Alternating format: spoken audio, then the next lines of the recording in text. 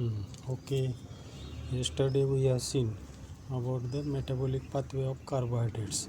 So second last point of this topic is the metabolic pathway of the proteins and its therapeutic production. So how proteins are used in the human body. So already we are knowing the proteins, they shows the macronutrients as in the plant body. The macronutrients are the carbohydrates, fats, lipids, and the proteins are there. Carbohydrates are having a capacity of food storage, fats and lipids having capacity of the storage, and the proteins used to building and no capacity of the storage. The major metabolic pathways of the proteins are the glycolysis, then gluconeogenesis, glycogen metabolism, fatty acid metabolism, citric acid cycle, oxidative phosphorylation, amino acid metabolism, and only the liver can carry out all the reaction, the major pathway. So proteins are related with this liver activity.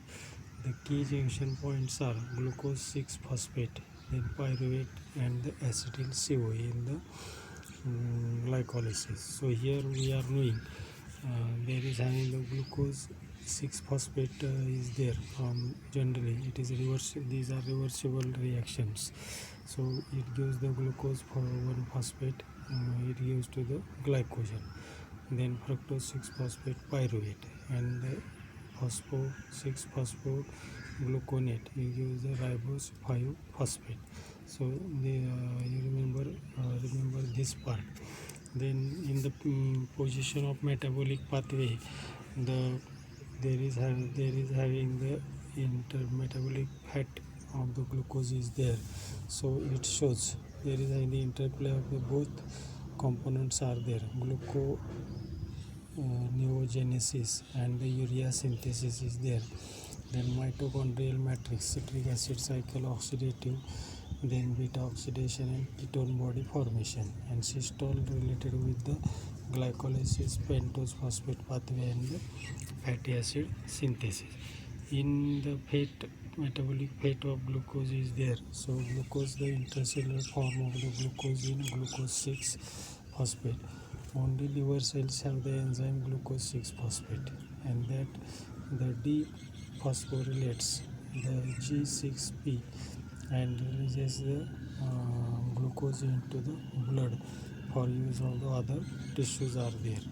Then G6P can be oxidized for the energy in the form of ATP and the NADH, and it 6GP, this can be converted to the acetyl CoA, and then the fat is there.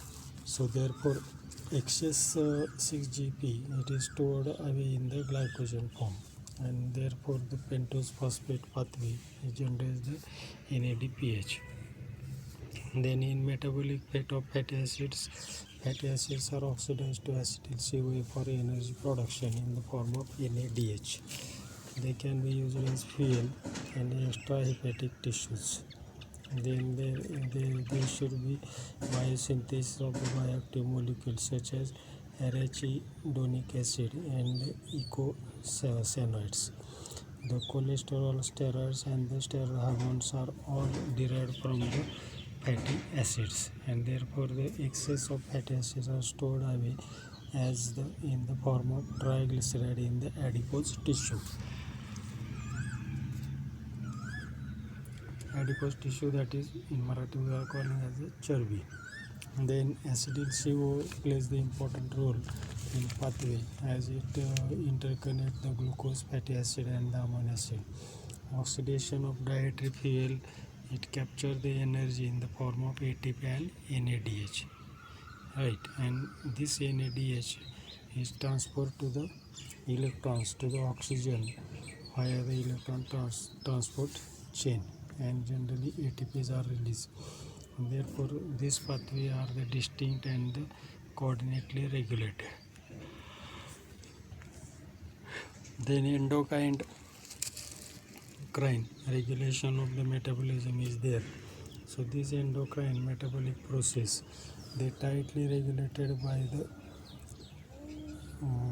concerted actions hormones, and these hormones they are related with the three main endocrine signals.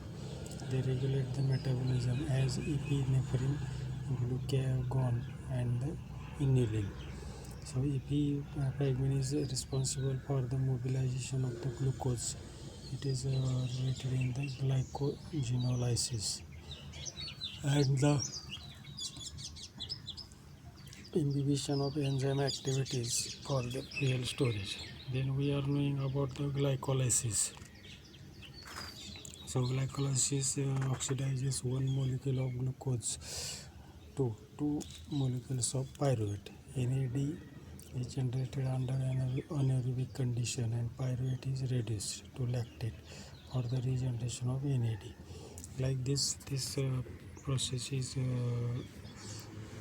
happening. The brain accounts about 20% of the energy requirements of the body, and mostly to maintain the membrane potential required for the transmission of the nerve impulses. Normally, glucose is the sole preferred fuel for the brain, and brain consumption of the glucose and the oxygen are. Then in metabolic profiles, the brain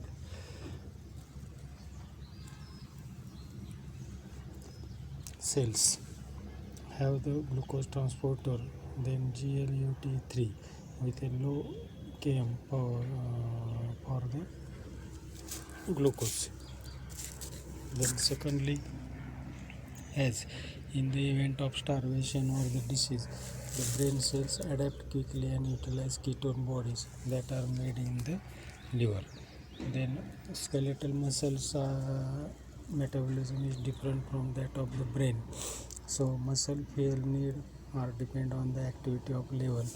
The muscles can store the glycogen. If glucose is not available, glycogen stores are hydrolyzed by the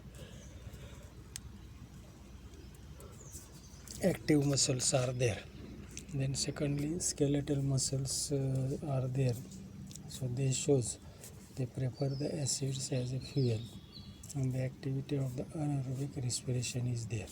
So therefore, in the next layer in relation to heart metabolism, cardiac, so it is different from the skeletal muscles. The heart muscles can function only under aerobic condition. Heart muscle cells are the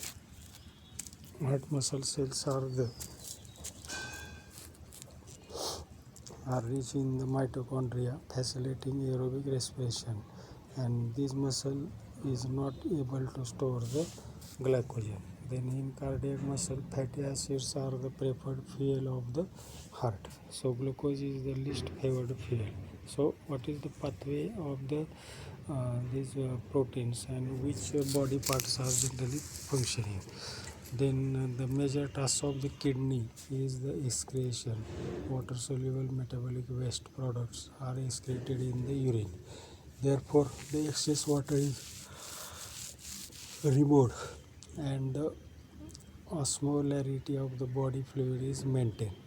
And the final composition of urine is determined after the several cycles of filtration of the, or the reabsorption to avoid the loss of the usual biomolecules are there. The kidney generally for this function supplied by the glucose and the fatty acids, and the kidneys are minor sites of the gluconeogenesis. Liver is the major site, so they are interconnected for this one. The liver supplies the metabolism and fuel molecules to the peripheral organs are there. So here we can observe this one.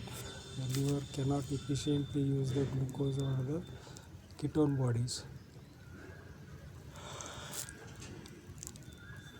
and therefore after the absorption by the intestine, dietary fuels first distinction in the liver, and liver is able to gauge fuel availability and adjust its metabolism to regulate the level of the various metabolism.